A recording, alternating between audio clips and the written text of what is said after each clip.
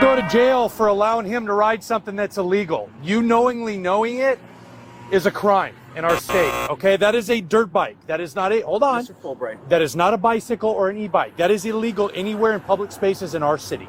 Okay. Do you understand? You have informed me. Yes. Why so aggressive? Hi there, I'm Corporal Matt Fulbright with the Traffic Unit. Let's talk about e-bikes, electric dirt bikes, and summer safety. All right, folks, let's not waste no time. Let's get right to it. I'm going to read to you the description of this video. This video captures a disturbing encounter between my 12-year-old son and me and an Issaquah police officer, Corporal Fulbright. During what should have been a peaceful ride outside our neighborhood, my son was on the e-bike in low-speed learning mode, following behind me as we crossed at a market crosswalk near our home. What unfolds in this footage is an unjustified escalation filled with false claims of criminal conduct, aggressive intimidation, and repeated threats of arrest and bike impoundment in front of a child. Now, after this incident, I received a direct phone call from Issaquah's chief of police, who acknowledged the officer was out of line, overly aggressive, and that no Washington state law makes this a criminal offense. She further confirmed that Issaquah currently has no city ordinance regulating these types of e-bikes in a way that would support such enforcement. And if they ever do, it would likely be a civil infraction, not a criminal offense. The chief also acknowledged that demanding my son's identification while his parent was present was inappropriate, and that the officer's comparison to DUI charges was wildly out of line. Despite all of this, the very officer continues to publicly represent the department, appearing on podcasts and community media, spreading misinformation about e-bike law and policy. The contradiction between internal acknowledgement and public representation is alarming. I'm sharing this video to shed light on systematic overreach and to ask, what are we doing to hold officers accountable, not just in extreme use of force incidents, but in the daily misuse of power that erodes community trust? Okay. Do you understand? You have informed me. Yes. Why so aggressive? Well, because we're having a lot of problems with these things. You and I can communicate thoughtfully Okay. and set a good example for the young man that's watching us. Okay. I hear you. Okay. We bought this. Do you guys have a Free lock for tariffs. it? I got it in my bag. Let's Yeah. lock it to the sign and you can come in a truck or something else, pick it up later. We live in South Cove. I don't care. He's not riding at home. Now here's the real problem, electric dirt bikes. It's a nice day. He's walking. Okay. Or I could take it and impound it and take you to jail. I'm upset that a parent's with him and thinking that it's okay. That's why I'm upset.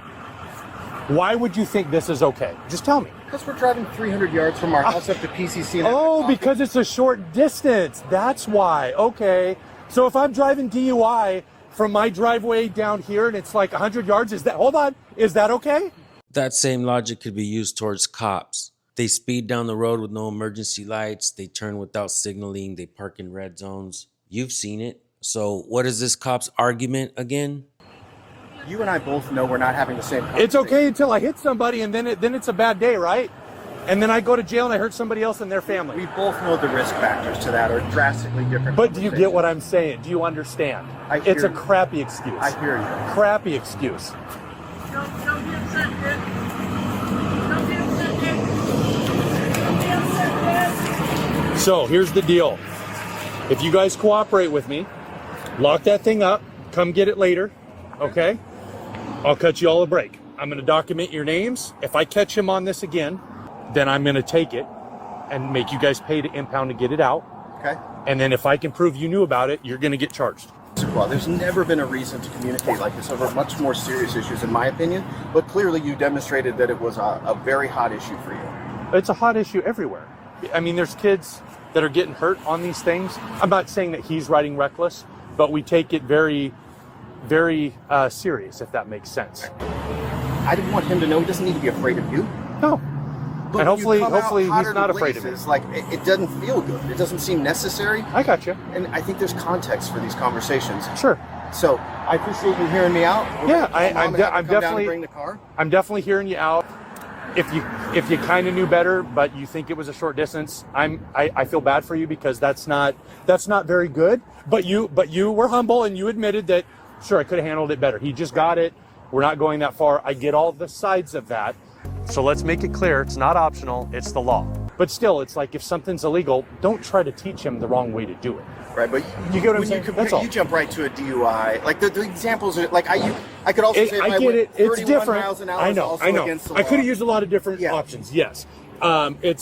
It's different, but I'm just trying to give you context that if it's illegal, it's illegal. Yep, that's the story, folks. A cop basically tried to LARP as Judge Dredd over a 12-year-old learning how to ride an e-bike. The situation went from peaceful neighborhood crosswalk to welcome to Guantanamo, kid, in about 30 seconds. We're talking false claims, intimidation, and threats to arrest the child's dad for the hardcore crime of letting his son ride a bike. Absolutely diabolical. And here's the kicker. The chief of police flat out admitted the officer was out of line, that no law was broken, and that demanding ID from a kid in front of their parent is wildly inappropriate. Yet somehow this officer is still out there doing podcasts like he's Joe Rogan of e-bike misinformation.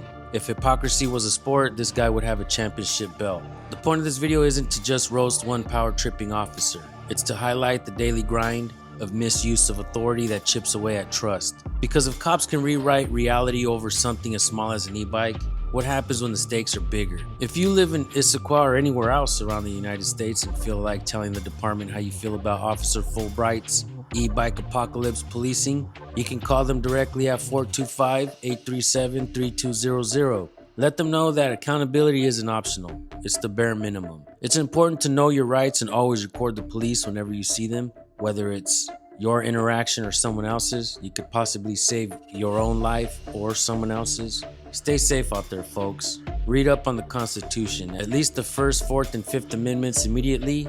Don't let anyone gaslight you into thinking a crosswalk ride with your kid is a criminal enterprise. Officer Fulbright wanted to be famous, making all kinds of videos, going on podcasts, talking about e-bikes. So we did our best to help him out with that. I want to thank you guys for tuning in. We'll see you on the next video. Peace out.